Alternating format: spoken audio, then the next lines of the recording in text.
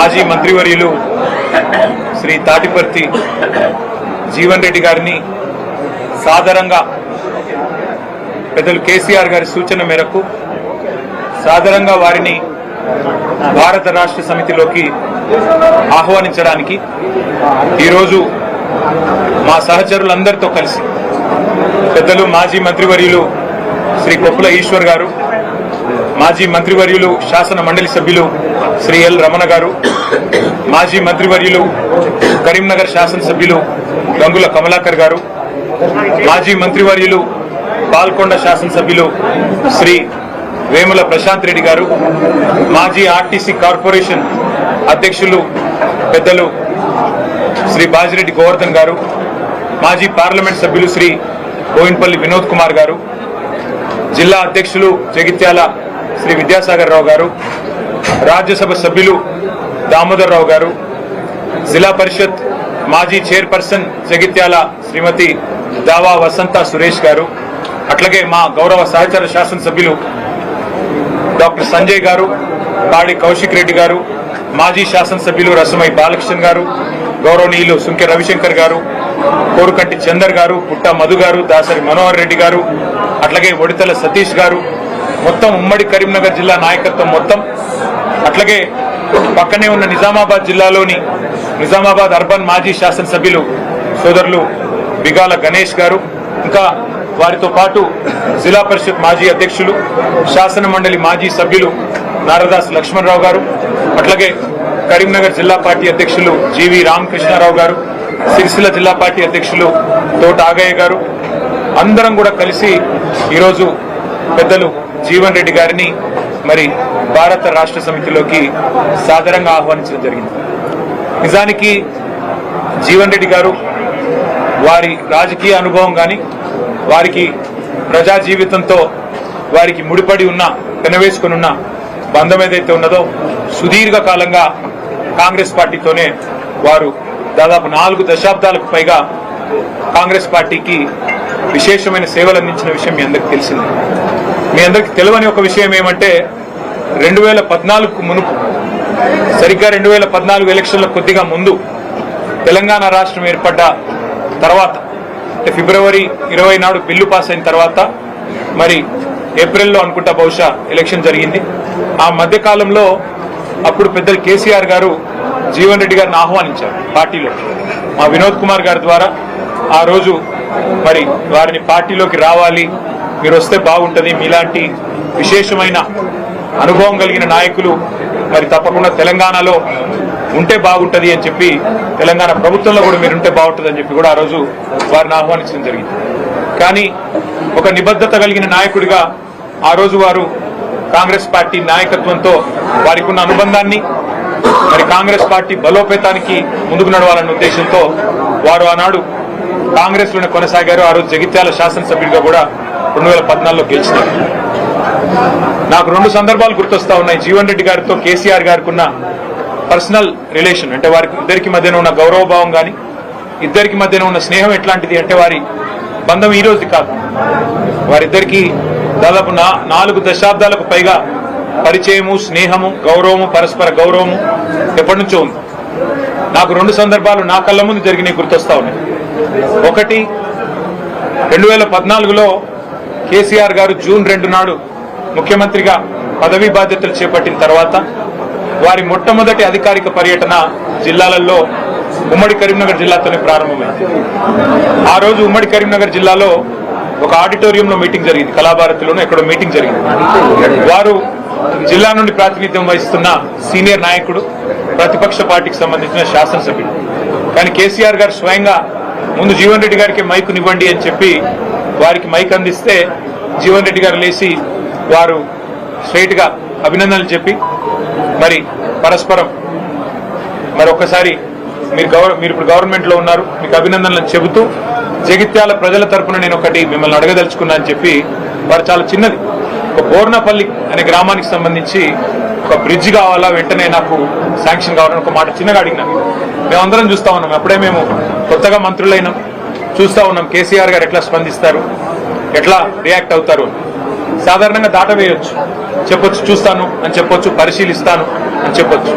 కానీ జీవన్ రెడ్డి గారి మీద ఉన్న గౌరవం, వారి మీద ఉన్న ప్రేమ ఎట్లాంటిదంటే క్షణంలోనే వెంటనే అక్కడే శాంక్షన్ చేసి 75 కోట్ల బ్రిడ్జిని అక్కడికక్కడే కరీంనగర్ ఉమ్మడి జిల్లాలో ఇచ్చిన మొట్టమొదటి శాంక్షన్ కేసీఆర్ గారు ఆ రోజు జీవన్ రెడ్డి గారి కోరిక మేరకు, వారి విజ్ఞప్తి మేరకు ఇచ్చిన ఆ బ్రిడ్జ్.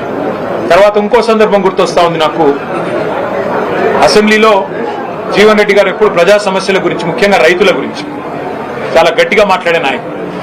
ఈ జిల్లాలో, ముఖ్యంగా జగిత్యాల జిల్లాలో నిజాం షుగర్స్ అనేది ఒక చాలా ఇంపార్టెంట్ సబ్జెక్ట్ గా ఉండేది. అటు విద్యాసాగర్ రావు గారు, జీవన్ రెడ్డి గారు ఇద్దరు కూడా కొట్లాడేవారు గట్టిగా, మాకు ఖచ్చితంగా దీన్ని తెరిపించాల్సిందే. కేసీఆర్ గారు కూడా ఖచ్చితంగా షుగర్ ఫ్యాక్టరీ తెరిపించాల్సిందే, అందులో భేదాభిప్రాయం లేదు, మేము కూడా మాటిచ్చున్నాము.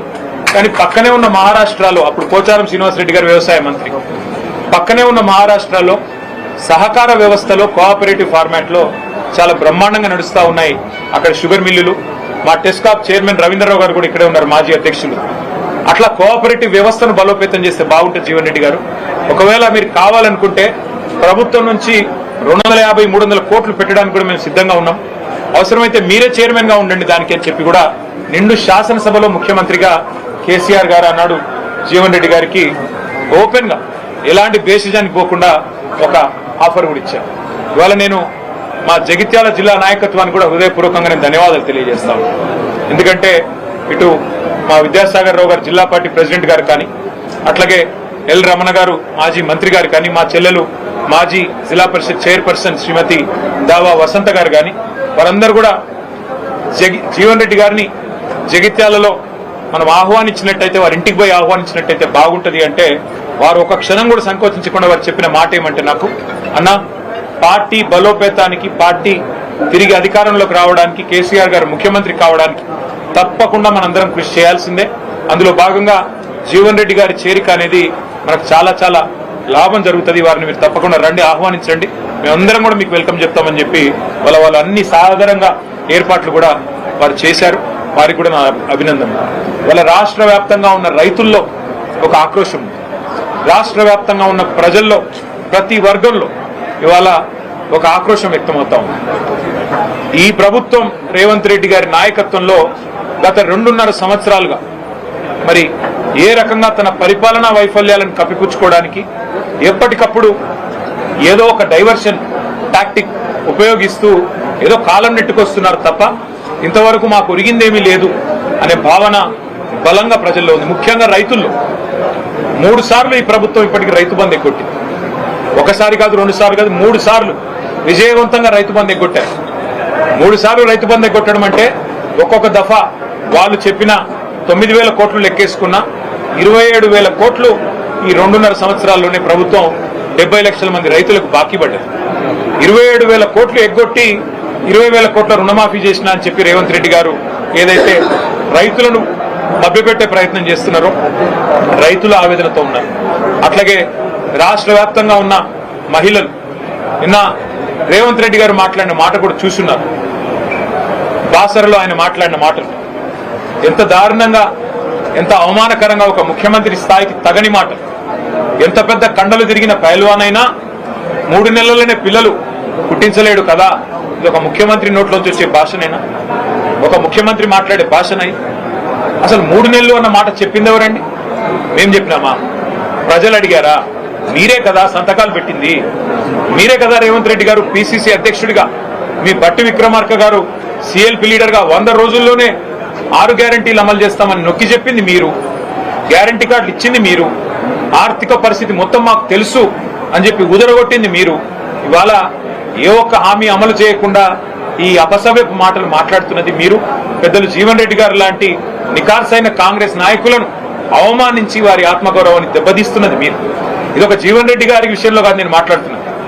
నేను మొన్న డిప్యూటీ సీఎం బట్టి విక్రమార్క గారి కొడుకు పెళ్లికి పోయినా. ఒకరు కాదు, ఇద్దరు కాదు, ఒక 100-150 మంది కాంగ్రెస్ కార్యకర్తలు నా చేతిలో చేసి అన్న వచ్చేది మీ ప్రభుత్వమే. అది సందర్భము కాదు, రాజకీయ వేదిక కాదు, ఇంకోటి కాదు. ఎందుకు చెప్తా ఉన్నా అంటే కాంగ్రెస్ పార్టీ కార్యకర్తల ఆక్రోశమే ఇట్లా ఉంటే, సామాన్య కాంగ్రెస్ కార్యకర్తల ఆవేదన ఇట్లా ఉంటే, ఈ రాష్ట్రంలో రైతుల పరిస్థితి, ఈ రాష్ట్రంలో మహిళల పరిస్థితి, ఈ రాష్ట్రంలో పేదల పరిస్థితి, ఈ రాష్ట్రంలో 2 లక్షల ఉద్యోగాలని చెప్పి మీరు మీ చేతిలో మోసపోయిన యువత పరిస్థితి ఏ రకంగా ఉందో మనం అర్థం చేసుకోవచ్చు. సరే, ఇవాళ రేవంత్ రెడ్డి గారు అధికార మత్తులో, అధికారం ఉందనే అహంకారంతో ఇష్టారీతిన మాట్లాడుతుండవచ్చు. పెద్దలను కూడా కేసీఆర్ గారు అయితేనేమి, మరి తెలంగాణ కోసం గట్టిగా, కాంగ్రెస్ పార్టీ కోసం గట్టిగా కొట్లాడిన పెద్దల్ని కూడా అవమానించే తీరులో మాట్లాడుతుండవచ్చు. కానీ కాలం ఎన్నటికీ ఒక్కలాగా ఉండదు, అధికారం కూడా ఎన్నటికీ ఎవరిది ఒకరి సొత్తు కాదు. 10 ఏళ్లు ప్రజలు మాకు అవకాశం ఇచ్చారు. ఇవాళ 5 ఏళ్లు కాంగ్రెస్ పార్టీకి, రేవంత్ రెడ్డి గారికి ప్రజలు అవకాశం ఇచ్చినారు. మాకైతే సంపూర్ణమైన విశ్వాసం ఉంది. వారిని నేను కేసీఆర్ గారి తరఫున పార్టీలోకి ఆహ్వానించడానికి ఇక్కడికి వచ్చినాను. వారు సానుకూలంగా స్పందించారు. మా కేసీఆర్ గారితో నాకు వ్యక్తిగతంగా కూడా చాలా అనుబంధం ఉంది. కానీ మీరందరూ వచ్చారు, ఆహ్వానించారు, సంతోషం. కానీ ఒకసారి నేను కేసీఆర్ గారిని కూడా కలిసి ఈ రాబోయే 2-3 రోజుల్లో నేను నా నిర్ణయం తప్పకుండా చెప్తానని చెప్పి జీవన్ రెడ్డి గారు చెప్పారు. చాలా సంతోషం. నేను వారిని కోరేది ఒకటే, ఈ రాష్ట్రంలో రైతులు, ఈ రాష్ట్రంలో పేదలు తిరిగి వారి మొహంలో చిరునవ్వు రావాలి అంటే కేసీఆర్ గారు ముఖ్యమంత్రి కావాల్సిందే. తిరిగి మళ్ళీ కేసీఆర్ గారు బాధ్యతలు చేపట్టాల్సిందే, తెలంగాణను పట్టాలు ఎక్కించాల్సిందే. అందుకే వారి సహకారాన్ని నేను కోరుతా ఉన్నాను. మా సహచరులందరం కూడా కలిసి వచ్చి వారిని ఇవాళ ఉమ్మడి కరీంనగర్ జిల్లా, అట్లాగే ఉమ్మడి నిజామాబాద్ జిల్లాకు సంబంధించిన ముఖ్య నాయకులందరం కూడా వచ్చి వారిని సాదరంగా ఆహ్వానించాము. వారు పెద్దలు కేసీఆర్ గారితో కలిసిన తర్వాత మిగతా అన్ని విషయాలు కూడా ప్రజాహితాన్ని దృష్టిలో పెట్టుకొని, అల్టిమేట్ గా ఈ రాష్ట్ర భవిష్యత్తును దృష్టిలో పెట్టుకొని, తప్పకుండా జగిత్యాల జిల్లా ప్రయోజనాలు కూడా దృష్టిలో పెట్టుకొని వారు నిర్ణయం తీసుకుంటారని చెప్పి నేను ఆశిస్తా ఉన్నాను. వారికి తప్పకుండా మా వైపు నుంచి ఆహ్వానం మాత్రమే కాదు, పార్టీలో కూడా సముచితమైన స్థానము, గౌరవము తప్పకుండా ప్రజల్లో వారికి ఉన్న గౌరవానికి, ప్రజల్లో వారికి ఉన్న గుర్తింపుకు తగ్గ విధంగా ఉంటుందని చెప్పి కూడా వారికి నేను విజ్ఞప్తి చేస్తూ, మరి ఈ రోజు వారు కూడా వారి సహచరులందరినీ పరిచయం చేశారు. చాలా ఓపికగా మమ్మల్ని రిసీవ్ చేసుకున్నందుకు పెద్దలు జీవన్ రెడ్డి గారికి కూడా హృదయపూర్వకంగా మా అందరి పక్షాన వారికి ధన్యవాదాలు తెలియజేస్తారు.